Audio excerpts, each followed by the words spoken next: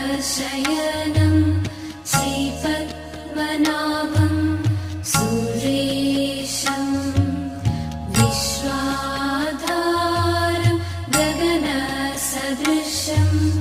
मेघवर्णं शुभाङ्गम्।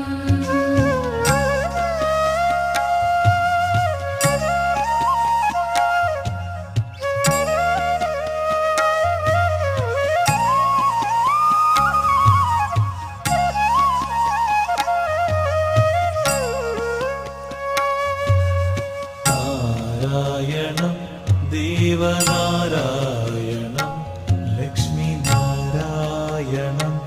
Vishnu